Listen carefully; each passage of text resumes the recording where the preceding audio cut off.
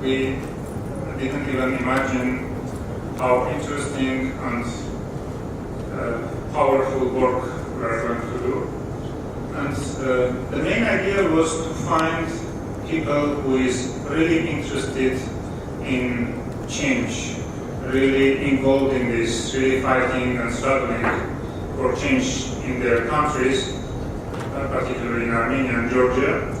I mean young people, because before, when I participated in a lot of international meetings, forums, and saw a lot of young people there, actually I was disappointed because mainly there is many very good guys that who have very good skills to fill in applications, to apply for different events, but I have never seen there Shahen, for example, or Georg, or such bright faces like you who are gathering here. And actually there was people who like just to meet each other, to spend good time, to make some tourism, let's say, in Europe in general.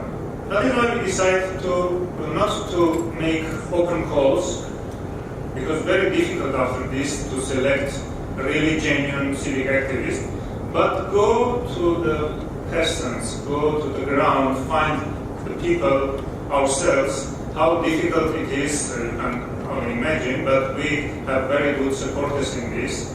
We have very good and very prominent civic activists from other ages who support us in this, who recommend us different person each.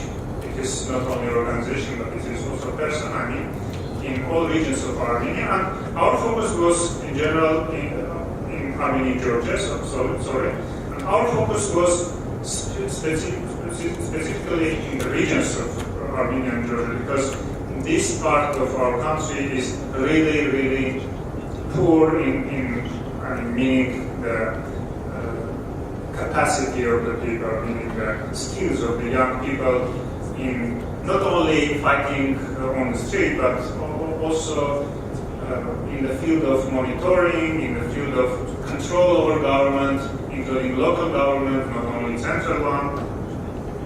So that was the problem, to find proper person, but I think we succeed in this. I think we succeed, and the result was very, very encouraging for us. So now we have, I'm sure, here in this room, and also a few days ago in the summer school event, we had future leaders of our society. We had future ministers, future members of parliament of our two countries of Armenia and Georgia. Why not? One of our future prime ministers, I'm sure, sitting here or said yesterday during this day, during this summer school, and the next step will be trip. It is starting trip to Visegrad countries. It was especially decided for 10 people from Armenia and 5 from Georgia to participate in this study trip to meet different organizations of civil society in this country, but also maybe some representatives of state bodies, but also to have good networking with young civic activists. I don't like this word, and I'm repeating every time, civic activists in Armenia. They call sometimes ashkujak, which is a little bit curious, but in any case, I hope that our supporters will evaluate and will value this work which was done, and we can continue next years also for more and more participants, but also for you. We will continue work with you to train you and to try to build your capacities and to develop your skills. So thank you for attending this program, for attending these events which we organize, workshops, summer school, and conference and study trip, and we will meet again. Thank you. Thank you also for your presentation. And the floor is yours. Thank you. Hello everyone. First, I'm really happy to see all of you here. So many familiar faces from the workshops. That's a great honor and pleasure to be present at the event. You know, I was always saying during the workshops that this is one of my favorite projects. Why? Because first I go to the Marses, to the regions. There is so much decentralization in this project, and this is lovely because in the Marses we have such a huge untapped potential that should be used. So basically I agree because this is one of the elements I liked from the onset. And the second one, and that's because of the pool of the participants. Because also decided, like I mentioned already, that you want to go not for the usual suspects who are in all capacity building activities, but to go for people who are young, who got leadership skills, who got lots of potential, but they have not much experience. So that was the target group. I've been in the field for years, and I was so positively surprised that in all workshops, I was seeing new people that I've never met anywhere. I think this is one of the successes of this project that we have managed to accomplish. And as a follow-up of the project, I'm even, of course, much happier because this is probably the first project ever in my entire life when I see the impact at the output level. Because the impact, we wanted to have a revolution in Armenia. That's why we were preparing young civic activists who have social campaigning skills, advocacy skills, like lobbying and stuff like that. And then, just right after the last workshop we had in Yerevan in April, I think, we are back and the process is starting in Armenia. We said, okay, great timing to complete this project, and then just 2 months later, we are reaching an impact level in Armenia. We've got the revolution.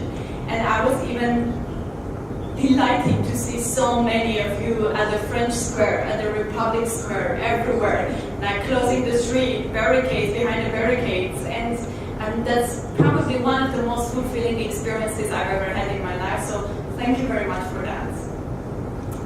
This was just an introduction, and let us now proceed to the recommendation sections for which I'm basically leading this panel.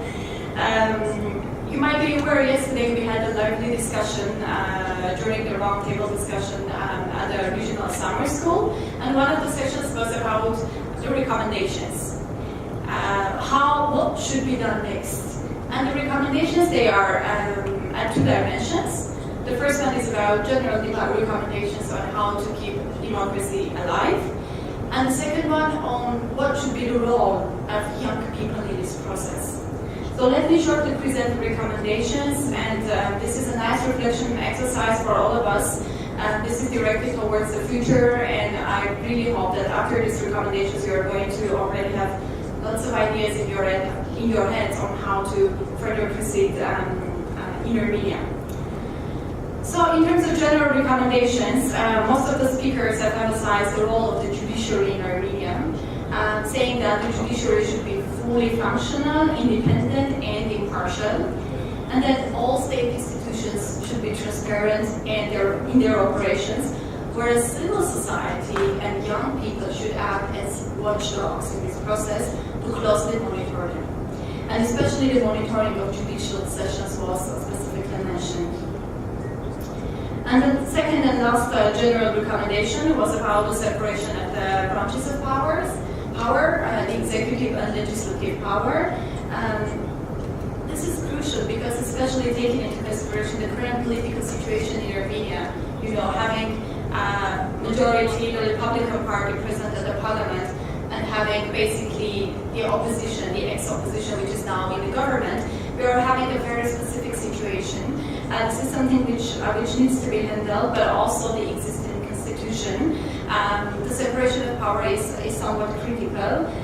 It has been mentioned that, again, there should be clearly separated, these branches, and there is need to decentralize power in Armenia, as it is the practice in all other democratic countries. So this is as far as the general recommendations are concerned, and now that's all about you, that's all about us, young people. Most importantly, many of the speakers are saying that we are the owners of the change. We were the ones who did this revolution together. We were the owners, and now it's time also to take ownership of what has been done. We should take full responsibility for the process of further democratization of Armenia. The next one was about participation. This is key. And participation basically, I mean participation going to voting. Let's not skip the elections because some of our Georgian colleagues mentioned yesterday that this was an issue after the revolution in Georgia, because the level of participation of young people was not very high. So this is something which is also our responsibility. We should go to elections. We should be responsible for that, and we should participate also very politically in the political processes in Armenia. We should also participate in the local self-government elections. Why? Because we have space, guys. We have never had this much space ever. This is a momentum for us. It's an exceptional moment to be able to go into politics. I know you might not be very interested. I know you might be a bit tired, exhausted, and then you have other priorities. But those who are really, really interested in politics, this is probably the right moment to go for that. Just think about that. Going there into politics individually, maybe through some civic initiatives if you want to, or otherwise also through political party lists in case you want to be affiliated to a political force. That's the second one. The third one is about young people changing themselves. So we were talking yesterday about, we have change in Armenia, but we have to change ourselves. We have to embrace change. We have to be self-aware, self-educate, and also engage actively in non-formal education.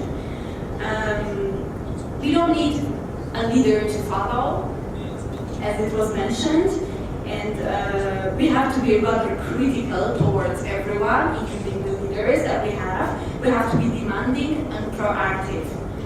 And especially we have to monitor and control all the state institutions. From that point of view, by the way, it has been mentioned that all capacity building interventions, including projects like this, should definitely continue because this is still very much needed in the sector to help capacitate young persons. And finally, another suggestion, and this is the last one, it was about local self-government bodies. They need further restructuring, especially before the huge parliamentary elections. And one of the mechanisms of young people's involvement in this could be having youth councils within the local self-government bodies. So especially young people from all the cities, from all the marches, can be members of these councils and then contribute and bring basically the grassroots level experience. Because sometimes the politicians in the local self-government, they are not very much aware of the challenges. So young people can raise their voices through that as well.